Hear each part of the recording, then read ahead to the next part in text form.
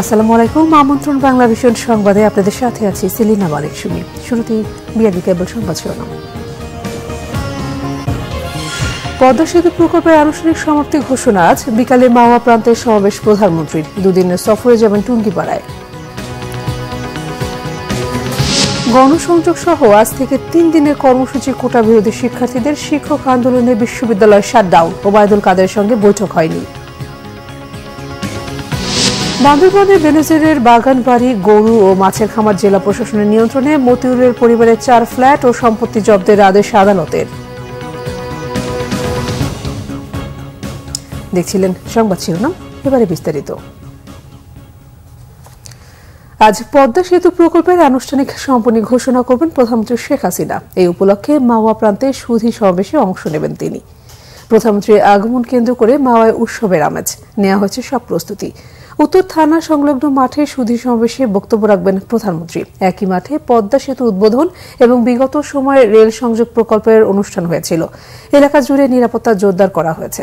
সমাবেশে 2 থেকে 2,500 সুধীজনের অংশগ্রহণের প্রস্তুতি নেওয়া হয়েছে। বিভিন্ন পর্যায়ে অতিথি ছাড়াও থাকবেন প্রকল্প সংশ্লিষ্টরা। সেতু উদ্বোধনের 2 বছরে নিরবচ্ছিন্ন যোগাযোগে বদলে গেছে দেশের দক্ষিণ ও দক্ষিণ পশ্চিমাঞ্চলের যাতায়াতের চিত্র। 2 দিনের ব্যক্তিগত সফরে আজ টুঙ্গিপাড়ায় যাচ্ছেন প্রধানমন্ত্রী শেখ হাসিনা। তার সফরকে ঘিরে নেওয়া হয়েছে সব ধরনের প্রস্তুতি। বিকালে মাওয়ায় সুধী সমাবেশ শেষে সন্ধ্যায় টুঙ্গিপাড়ায় পৌঁছে জাতির পিতা বঙ্গবন্ধুর শেখ মুজিবুর রহমানের সমাধিসৌধে শ্রদ্ধা নিবেদন করবেন তিনি। সফরের দ্বিতীয় দিন কাল সকাল 11টায় বঙ্গবন্ধু স্মৃতি বিজড়িত গিমারডাঙ্গা টুঙ্গিপাড়া মডেল সরকারি প্রাথমিক বিদ্যালয়ে বঙ্গবন্ধু কর্নারের উদ্বোধন করবেন প্রধানমন্ত্রী। সেখানে শিশুদের নিয়ে এসো বঙ্গবন্ধুকে জানি শীর্ষক অ্যালবামের মোড়ক উন্মোচন করবেন। পরে টুঙ্গিপাড়ায় মাল্টিপারপাস পৌর সুপার মার্কেট পরিদর্শন করবেন। এছাড়া উপজেলা আওয়ামী লীগ কার্যালয়ে দলীয় নেতাকর্মীদের সাথে শুভেচ্ছা বিনিময়ের কথাও রয়েছে। আওয়ামী লীগের পক্ষ থেকে প্রধানমন্ত্রীকে স্বাগত জানাতে বিভিন্ন সড়কে টাঙানো হয়েছে ব্যানার ও ফেস্টুন। কোটা বিরোধী আন্দোলনে আবারও ফুঁসে উঠেছে সাধারণ শিক্ষার্থীরা। তারা বলেন, কোটা বাতিল মীমাংসিত ইস্যু। এ নিয়ে হাইকোর্টের রায় অসন্তোষজনক। 2018 সালে সরকারের জারি করা পরিপত্র পুনর্বহালের দাবি জানান তারা। আন্দোলনের পক্ষে আজ গণসংযোগ ও রবিবার ক্লাস পরীক্ষা বর্জন সহ 3 দিনের কর্মসূচিও ঘোষণা করছে শিক্ষার্থীরা। বিস্তারিত জানাচ্ছেন মামুন আব্দুল্লাহ। বৃষ্টির মধ্যেই মুহুর্মুহু স্লোগানে আবারও উত্তাল শাহবাগ চত্বর। মুখে মুখে দাবি একটাই, কোটা নয়, জয় হোক মেধার। গত 5 জুন প্রথম ও দ্বিতীয় শ্রেণীর সরকারি চাকরিতে মুক্তিযোদ্ধা কোটা বাতিলে 2018 সালের 4 অক্টোবর জারি করা পরিপত্র অবৈধ ঘোষণা করে রায় দেন হাইকোর্ট। তাতেই বাঁধে বিপত্তি। সরকারি চাকরিতে 30% মুক্তিযোদ্ধা কোটা পুনর্বহাল থাকায় ক্ষোভ জানান বিক্ষুব্ধ শিক্ষার্থীরা। বাংলাদেশ পরিচালনা করবে কারা? কোটাধারীরা নাকি মেধাবীরা? দেখুন, 2018 সালে যখন আন্দোলন হয়েছিল তখন কিন্তু প্রধানমন্ত্রী শেখ হাসিনাই বলেছিল যে ছাত্ররা চায় এটা বাতিল হবে, এটা নিয়ে আর কোনো কথা নেই। কিন্তু সেটা আবার পুনর্বহালের যে একটা কথা উঠছে, এটা আমাদের জন্য একটা বৈষম্যমূলক। মুক্তিযোদ্ধা কোটা এবং আরো অন্যান্য কোটা মিলে যে 70% কোটা, এটা আমরা কখনোই চাই না। আমরা চাই যোগ্যতার বিচার হোক। যারা দেশের 5% জনগণনা, তাদের জন্য 30% একটা কোটা দিয়ে রাখছে, তাও প্রথম শ্রেণীর চাকরি যেগুলো আছে, তারপর দ্বিতীয় শ্রেণীর চাকরি। স্কুলেও একই কোটা ব্যবহার করতেছে, কলেজেও একই কোটা ব্যবহার করতেছে, এমনকি চাকরি ক্ষেত্রে একই কোটা ব্যবহার করতেছে। তাহলে তারা কিভাবে দেশ পরিচালনা করবে? দেশের ভবিষ্যৎ খুবই অন্ধকার। এটা রাষ্ট্রের জন্য খুবই ন্যাক্কারজনক ঘটনা। উপর থেকে উপর মহল পর্যন্ত আমরা চাই যে আমাদের মেসেজ ডিরেক্ট পৌঁছে যাক। বিক্ষুব্ধ শিক্ষার্থীরা বলেন, কোটা বাতিল মীমাংসিত ইস্যু। নতুন করে কোটা ফিরিয়ে আনা ছাত্র সমাজের সঙ্গে তামাশা। কোনোভাবেই বৈষম্যমূলক কোটা পদ্ধতি মেনে নেওয়া হবে না বলে জানান তারা। আমার থেকে কম যোগ্যতা তারা যদি আমার উপরের পদে যায়, তাহলে অবশ্যই আমার কর্মক্ষেত্রে নিজেকে নিচু মনে হবে। বৈষম্যহীন একটা পরিবেশে আমরা পরীক্ষা দিতে চাই এবং বৈষম্যহীনভাবে আমরা আমাদের পরীক্ষার যে বিশ্লেষণটা হবে সেটা চাই। আজকে শাহবাগে কেন বসে থাকতে হচ্ছে? আমরা পড়াশোনা করব, আমরা ক্যাডার হব, আমরা প্রশাসনের সব জায়গায় যাব, আমরা দেশ পরিচালনা করব। রবিবার সারা দেশে সকল শিক্ষা প্রতিষ্ঠানে ক্লাস ও পরীক্ষা বর্জন সহ 3 দিনের কর্মসূচিও দিয়েছে তারা। আগামী শুক্রবার অনলাইন ও অফলাইনে আমাদের জনসংযোগ হবে 4 দফার ভিত্তিতে এবং সারা দেশে সমন্বয় করা হবে। আগামী শনিবার বিকাল 3টায় সকল বিশ্ববিদ্যালয় এবং কলেজ থেকে বিক্ষোভ মিছিল বের করা হবে। আগামী রবিবার সকল কলেজ ও বিশ্ববিদ্যালয়ে ক্লাস পরীক্ষা বর্জন ও ছাত্র ধর্মঘট পালিত হবে। শিক্ষার্থীদের অবরোধে শাহবাগ এলাকায় যান চলাচল বন্ধ হয়ে যায়, ফলে আশপাশের এলাকায় তীব্র যানজটের সৃষ্টি হয়। এতে ভোগান্তিতে পড়েন সাধারণ মানুষ। মামুন আব্দুল্লাহ, বাংলা ভিশন, ঢাকা। মুক্তিযোদ্ধা কোটা বাতিলের দাবিতে গতকালও দেশের বিভিন্ন জেলায় বিক্ষোভ করেছেন বিভিন্ন বিশ্ববিদ্যালয় কলেজের শিক্ষার্থীরা। চট্টগ্রাম বিশ্ববিদ্যালয়ের শহীদ মিনারের সামনে গতকাল ছাত্র সমাবেশ করে আন্দোলনরত শিক্ষার্থীরা। এ সময় 2018 সালে সরকার ঘোষিত পরিপত্রের পুনর্বহাল সহ 4 দফা দাবি উত্থাপন করেন তারা। একই দাবিতে রাজশাহী বিশ্ববিদ্যালয়ে বিক্ষোভ করেছে শিক্ষার্থীরা। সিনেট ভবন সংলগ্ন প্যারিস রোড থেকে ছোট ছোট মিছিল নিয়ে বিশ্ববিদ্যালয়ের মূল ফটকের সামনে মহাসড়কে জড়ো হয় তারা। পরে বৃষ্টি উপেক্ষা করে নাটোর রাজশাহী মহাসড়কে অবস্থান নিয়ে আন্দোলন শুরু করে শিক্ষার্থীরা। বরিশাল বিশ্ববিদ্যালয়ে বই পুড়িয়ে প্রতিবাদ করেছে সাধারণ শিক্ষার্থীরা। মহাসড়ক অবরোধ করেও তারা বিক্ষোভ জানায়। পরে বই পুড়িয়ে 2 ঘণ্টা রাস্তা অবরোধ করে রাখে। সরকারি চাকরির প্রথম ও দ্বিতীয় শ্রেণীতে মুক্তিযোদ্ধা কোটা পদ্ধতি বাতিলের সিদ্ধান্ত অবৈধ ঘোষণা করে হাইকোর্টের রায় আপাতত বহাল থাকছে। এ বিষয়ে গতকাল আপিল বিভাগে শুনানি হওয়ারও কথা থাকলেও তা হয়নি। পূর্ণাঙ্গ রায় পাওয়ার পর কোটা নিয়ে নিয়মিত আপিল করার নির্দেশ দিয়েছেন প্রধান বিচারপতি ওবায়দুল হাসানের নেতৃত্বাধীন আপিল বিভাগের পূর্ণাঙ্গ বেঞ্চ। একই সাথে রাজপথে আন্দোলন করে সুপ্রিম কোর্টের রায় পরিবর্তন করা যায় কিনা সেটিও জানতে চান প্রধান বিচারপতি ওবায়দুল হাসান। এর আগে সরকারি চাকরিতে প্রথম ও দ্বিতীয় শ্রেণীতে মুক্তিযোদ্ধা কোটা বাতিল করে জারি করা পরিপত্র অবৈধ মর্মে হাইকোর্টের দেওয়া রায় বহাল রাখেন চেম্বার জজ আদালত। প্রথম ও দ্বিতীয় শ্রেণীর সরকারি চাকরিতে মুক্তিযোদ্ধা কোটা বাতিলে 2018 সালের 4 অক্টোবর জারি করা পরিপত্র অবৈধ ঘোষণা করে গত 5 জুন রায় দেয় হাইকোর্ট। শিক্ষকদের পেনশন নিয়ে সরকারের ভেতর থেকে একটি মহল সরকারকে ভুল বোঝাচ্ছে বলে অভিযোগ করেছেন শিক্ষক নেতারা। সর্বজনীন পেনশন স্কিম প্রত্যাহার করা না হওয়া পর্যন্ত আন্দোলন চালিয়ে যাওয়ার ঘোষণা দেন তারা। সমস্যা সমাধানে গতকাল শিক্ষকদের সঙ্গে সড়ক পরিবহন মন্ত্রী ওবায়দুল কাদের বৈঠকের কথা থাকলেও বৈঠক হয়নি। বিস্তারিত জানাচ্ছেন মামুন আব্দুল্লাহ। চতুর্থ দিনের মতো সব ধরনের একাডেমিক কার্যক্রম বর্জন করে এই আন্দোলন পাবলিক বিশ্ববিদ্যালয় শিক্ষক সমিতির, যেখানে দাবি আদায় অনড় শিক্ষক সমাজ। সারা দেশের মতো বৃহস্পতিবার সকালে ঢাকা বিশ্ববিদ্যালয়ের কলা ভবনের মূল ফটকে আন্দোলন চালিয়ে যান তারা, যেখানে সরকারের প্রত্যয় কর্মসূচির প্রজ্ঞাপন প্রত্যাহার, সুপার গ্রেডে অন্তর্ভুক্তি এবং স্বতন্ত্র বেতন কাঠামো প্রবর্তনের দাবি জানান তারা। প্রশাসনের ভেতরে থেকে একটি অংশ হয়তো এই ধরনের একটা অবস্থা তৈরি করেছে, যেটিকে আমরা অযৌক্তিক এবং প্রত্যাখ্যান করেছি। আমরা যত শীঘ্রই ক্লাসে ফেরত যেতে পারবো, আমাদের এই বিষয়টি যত শীঘ্রই সমাধান হবে। আমরা আমাদের প্রাণের জায়গায় ফিরে যেতে চাই।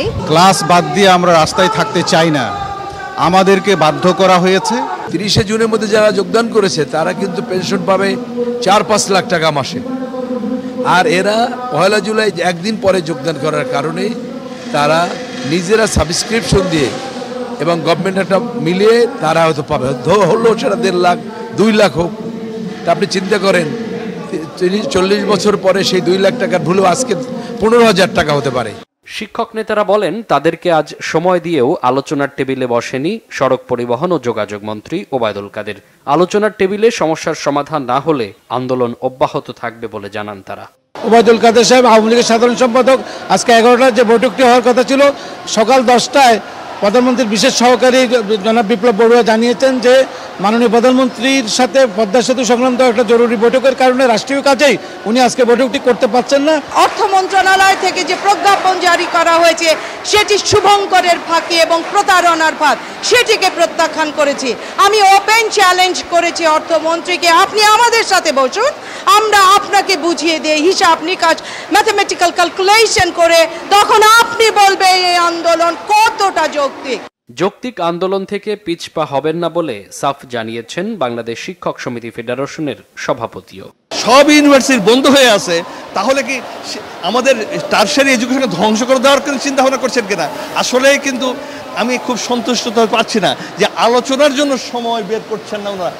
এদিকে একই দাবিতে 4 দিন ধরে সব কার্যক্রম বন্ধ রেখে আন্দোলন করে আসছে ঢাকা বিশ্ববিদ্যালয় কর্মচারী ঐক্য পরিষদ। মামুন আব্দুল্লাহ, বাংলা ভিশন, ঢাকা।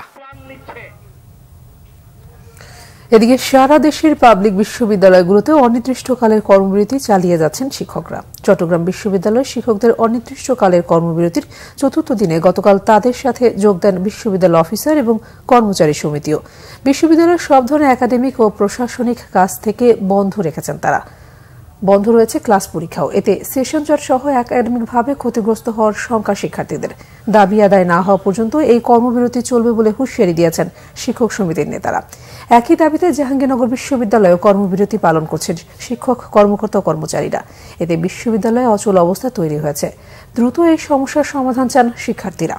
বিশ্ববিদ্যালয়ের সমাজবিজ্ঞান অনুষদ ভবনের সামনে অবস্থান কর্মসূচি পালন করেন শিক্ষকরা। অন্যদিকে বিশ্ববিদ্যালয়ের নতুন প্রশাসনিক ভবনের সামনে অবস্থান কর্মসূচি পালন করেন কর্মকর্তা ও কর্মচারীরাও। বান্দরবানের সদর উপজেলার মাঝেরপাড়া এলাকায় পুলিশের সাবেক আইজিপি বেনজির আহমেদের প্রায় ২০ কোটি টাকার সম্পত্তি তত্ত্বাবধানে নিয়েছে জেলা প্রশাসন। এর মধ্যে রয়েছে বাগানবাড়ি, গরু ও মাছের খামার। বৃহস্পতিবার সকালে জেলা প্রশাসক শাহ মুজাহিদ উদ্দিন এর নেতৃত্বে প্রশাসন ও দুর্নীতি দমন কমিশনের কর্মকর্তাদের নিয়ে একটি টিম সেখানে সাইনবোর্ড টাঙিয়ে দেন। তালা লাগিয়ে দেওয়া হয় বাগানবাড়িতে। জেলা প্রশাসক শাহ মুজাহিদ উদ্দিন বলেছেন, আদালতের নির্দেশনার পর বেনজির আহমেদের সম্পত্তিগুলো তত্ত্বাবধানে নেওয়া হয়েছে। এসব সম্পত্তি থেকে যা আয় হবে তা সরকারের কোষাগারে জমা হবে। সাবেক আইজিপি বেনজির বান্দরবানের ৪৫ একর এবং লামায় প্রায় ১০০ একর সম্পত্তি রয়েছে স্থানীয়দের এমন অভিযোগের পর এই বিষয়ে বিভিন্ন পত্রপত্রিকায় সংবাদ প্রকাশ করা হয়। পরে দুর্নীতি দমন কমিশন সুয়ালকে ২৫ একর সম্পত্তি নথি খুঁজে পায়। আদালতের চিঠি পাওয়ার পর আজ আনুষ্ঠানিকভাবে এসব সম্পত্তি তত্ত্বাবধানে নেয় জেলা প্রশাসন। জাতীয় রাজস্ব বোর্ডের সাবেক সদস্য মতিউর রহমান ও তার পরিবারের সদস্যদের ৪টি ফ্ল্যাট ও ৮৬৬% স্থাবর সম্পত্তি জব্দ করার আদেশ দিয়েছে আদালত। দুদকের আইনজীবী জানান, মতিউর ও তার পরিবারের দুর্নীতির অভিযোগে তদন্ত কর্মকর্তা ও দুর্নীতি দমন কমিশনের উপপরিচালক মোহাম্মদ আনোয়ার হোসেনের আবেদনে ঢাকা মহানগর সিনিয়র স্পেশাল জজ আদালতের বিচারক মোহাম্মদ আশরাফ জগলুল হোসেন এই আদেশ দেন। ঢাকার বসুন্ধরা আবাসিক এলাকায় ধানমন্ডি, বরিশালের মুলাদি এবং নরসিংদীর রায়পুরা এসব স্থাবর সম্পত্তি রয়েছে তাদের। মতিউরের পরিবারের সদস্যরা হলেন তার স্ত্রী ও নরসিংদী রায়পুরা উপজেলা পরিষদের চেয়ারম্যান লায়লা কানিজ লাকি, ছেলে আহমেদ তৌফিকুর রহমান অর্ণব, মেয়ে ফারজানা রহমান ইপসিতা এবং অপর স্ত্রী শাম্মী আক্তার শিউলি। এর আগে গত ২৪ জুন মতিউর ও তার স্ত্রী লাকি ও ছেলে তৌফিকুর রহমানের উপর বিদেশ ভ্রমণের নিষেধাজ্ঞা দেয় একই আদালত। দু একজনের অপকর্ম বা দুর্নীতি নিয়ে আলোচনা করার জন্য সচিব সভা ডাকা হয়নি বলে জানালেন মন্ত্রিপরিষদ বিভাগের সচিব মাহবুব হোসেন। বৃহস্পতিবার বিকালে সচিবালয়ে মন্ত্রিপরিষদ সভা শেষে সাংবাদিকদের নিয়ে কথা বলেন। মাহবুব হোসেন জানান, শুদ্ধাচার ও সুশাসন, নির্বাচনী ইশতেহার বাস্তবায়ন ও বাজেট বাস্তবায়ন নিয়ে সচিব সভায় নির্দেশনা দেওয়া হয়েছে। এছাড়া তৃণমূলের সরকারি সেবা নিশ্চিত করতে এবং সরকারি কর্মচারীদের আচরণবিধি পরিবর্তন করতে সচিবদের নির্দেশ দিয়েছেন তিনি। এছাড়া ২০২৪-২৫ অর্থ বছরে বাজেট যাতে সুষ্ঠুভাবে বাস্তবায়ন করা হয়, বছরের শুরু থেকে যাতে সচিবরা কর্ম পরিকল্পনা নেন সেই বিষয়ে নির্দেশনা দেওয়া হয়েছে বলে জানান মন্ত্রিপরিষদ সচিব। মানে কোনো একটা অভিযোগ নিয়ে তো আমরা এত সচিবকে ডেকে এনে আলোচনা করবো। মিটিংয়ে আমরা মূলত গত সভার বাস্তবায়ন অগ্রগতিটা আমরা আলোচনা করেছি। আমরা শুদ্ধাচার বিষয়ে কিছু আলোচনা করেছি, আমরা বাজেট বাস্তবায়ন নিয়ে আমরা আলোচনা করেছি এবং আমাদের আরেকটি ছিল হলো নির্বাচনী ইশতেহার নিয়ে আমরা আলোচনা করেছি। এগুলো নিয়ে আলোচনা, আর এছাড়া বেসিক আমরা কিছু ব্যক্তিগত আমাদের যে দাপ্তরিক কাজে যেসব মাননীয় প্রধানমন্ত্রীর সময়ের সময় যে নির্দেশনাগুলো দিয়েছিলেন সেই নির্দেশনাগুলো যেন সবাই যত্ন সহকারে সিরিয়াসলি অনুসরণ করে সে ব্যাপারে তাদেরকে অ্যাডভাইস দেওয়া হয়েছে। শ্রম আইন লঙ্ঘনের মামলায় ৬ মাসের দণ্ড পাওয়া ডক্টর ইউনূসকে ১৪ আগস্ট পর্যন্ত জামিন দিয়েছেন শ্রম আপিল ট্রাইব্যুনাল। বৃহস্পতিবার শ্রম আপিল ট্রাইব্যুনালের বিচারক দুই পক্ষের শুনানি করে এই আদেশ দেন। বৃহস্পতিবার সকাল ১১টার দিকে ট্রাইব্যুনালে হাজির হন ডক্টর ইউনূস। ট্রাইব্যুনালের শুনানিতে ডক্টর ইউনূসের স্থায়ী জামিন দাবি করেন তার আইনজীবী। বিচারক স্থায়ী জামিন না দিয়ে ১৪ আগস্ট পর্যন্ত জামিন দেন তাকে। পরে ডক্টর ইউনূস বলেন, কোনো ট্যাক্স ফাঁকি দেননি তিনি। গ্রামীণ ব্যাংক নিয়ে প্রধানমন্ত্রীর অভিযোগ তদন্ত করার দাবি জানান। এ নিয়ে বিতর্ক যেতে চান না তিনি। রাষ্ট্রপক্ষের আইনজীবী জানান, আইন তার নিজস্ব গতিতে চলছে। শ্রমিকদের ন্যায্য পাওনা পরিশোধ না করায় ১ জানুয়ারি ডক্টর ইউনূসকে ৬ মাসের কারাদণ্ড দেয় ঢাকা শ্রম আদালত ৩। যে প্রতিষ্ঠানের বিরুদ্ধে যখন অভিযোগ করা হয় তখন চেয়ারম্যান এবং বোর্ড সদস্য সবাইকে অভিযোগ করা হয়। তো কাজে এখন গ্রামীণ ব্যাংকের যারা চেয়ারম্যান ছিলেন, যারা বোর্ড সদস্য ছিলেন, তারা অভিযুক্ত হবেন। কাজে তাদেরকে নিয়ে আসতে হবে। আদালত যদি মনে করেন 30 দিন সময় দিতে পারেন দেন, আমাদের আপত্তি নাই, কিন্তু পরবর্তী ধার্য তারিখে যদি উনি কোনো আদেশ আনতে না পারে আপিল বিভাগ থেকে, তাহলে আপিলটা যেন শুনানির জন্য ধার্য থাকে। তিস্তা প্রকল্প নিয়ে বাংলাদেশের যে কোনো সিদ্ধান্তকে চীন মর্যাদা দেয়, জানিয়েছেন দেশটির রাষ্ট্রদূত ইয়াও ওয়েন। এই প্রকল্পে যে কোনো দেশের সাথে যৌথভাবে কাজ করতেও চীন প্রস্তুত, তবে সিদ্ধান্ত বাংলাদেশকে নিতে হবে। বাংলাদেশের রিজার্ভ সংকট মোকাবেলায় প্রধানমন্ত্রীর আসন্ন চীন সফরে যুগান্তকারী পদক্ষেপ আসতে পারে বলেও তিনি আশা প্রকাশ করেন। ইমরুল কায়েসের রিপোর্টে রয়েছে বিস্তারিত। প্রধানমন্ত্রীর আসন্ন চীন সফরে বিনিয়োগ, অর্থনীতি, ডিজিটাল, মিডিয়া ও শিক্ষাক্ষেত্রে সহযোগিতার উপর জোর দেওয়া হবে বলে জানান ঢাকায় নিযুক্ত চীনের রাষ্ট্রদূত ইয়াও ওয়েন। জাতীয় প্রেস ক্লাবে ডিপ্লোম্যাটিক করেসপন্ডেন্স অ্যাসোসিয়েশন বাংলাদেশ আয়োজিত ডিক্যাপ টকে তিনি বলেন, প্রধানমন্ত্রীর সফরে সহযোগিতার ক্ষেত্রে সই হবে বেশ কিছু ডকুমেন্টস। নিরাপদ রোহিঙ্গা প্রত্যাবর্তনে চীন মিয়ানমারে যুদ্ধবিরতি কার্যকরে অগ্রাধিকার দিচ্ছে বলে জানান রাষ্ট্রদূত। বাংলাদেশের তিস্তা প্রকল্পে কাজ করতে চীন প্রস্তুত বলে জানান তিনি।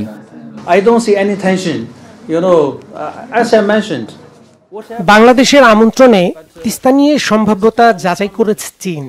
এ প্রকল্পে যে কোনো সিদ্ধান্ত নিতে বাংলাদেশের স্বাধীনতা রয়েছে। বাংলাদেশের সিদ্ধান্তকে আমরা সম্মান জানাবো। এই প্রকল্প নিয়ে আমরা যে কারো সাথে কাজ করতে ও সহায়তা করতে প্রস্তুত। এ নিয়ে ভারতের সাথে আমাদের কোনো টেনশন নাই, তবে উত্তরাঞ্চলের জনগণের স্বার্থে এ প্রকল্প হওয়া উচিত। প্রতিবেশী দেশগুলোর সাথে বাংলাদেশের সুসম্পর্ক রাখা উচিত। বাংলাদেশের রিজার্ভ সংকট কাটাতে দুই দেশের সরকারের মধ্যে আলোচনা অব্যাহত আছে বলেও জানান ইয়াও ওয়েন। বাংলাদেশের রিজার্ভ সংকট মোকাবেলায় চীনকে নতুন প্রস্তাব দিয়েছে। এ নিয়ে আলোচনা অব্যাহত আছে, তবে এই মুহূর্তে বিস্তারিত বলার মতো অবস্থায় আমি নাই। প্রধানমন্ত্রীর এবারের সফরে নতুন ঘোষণা বা যুগান্তকারী পদক্ষেপ আসবে।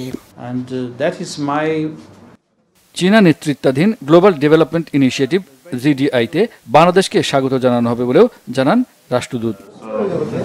ইমরুল কায়েস, বাংলাভিশন, ঢাকা। অতিবৃষ্টি আর উজানের ঢলে সিলেটের নতুন নতুন এলাকা প্লাবিত হয়েছে। সবকটি নদীর পানি বৃদ্ধি অব্যাহত রয়েছে। এক সপ্তাহের ব্যবধানে দ্বিতীয় দফা বন্যার কবলে পড়েছে সুনামগঞ্জ। চরম ভোগান্তিতে সাধারণ মানুষ। মৌলভীবাজারে পানিবন্দী লাখো মানুষ। এদিকে উত্তরেও সব নদীর পানি বাড়ছে। প্লাবিত হয়েছে কুড়িগ্রাম, টাঙ্গাইল, জামালপুর ও সিরাজগঞ্জের নদী তীরবর্তী এলাকাসমূহ। বেড়েছে নদী ভাঙনও। প্রতিনিধিদের পাঠানো তথ্য ছবিতে ডেস্ক রিপোর্ট। উজানের পাহাড়ি ঢলের তীব্রতা ও অতিবৃষ্টিতে সিলেটে সুরমা ও কুশিয়ারা সহ বিভিন্ন নদীর পানি বৃহস্পতিবার সকালে 3 থেকে 10 সেন্টিমিটার করে বেড়েছে। তৃতীয় দফার বন্যায় প্লাবিত সিলেটের বিভিন্ন এলাকা। গ্রামের পর গ্রাম তলিয়ে যাওয়ায় যোগাযোগ ব্যবস্থা আবারও ভেঙে পড়েছে।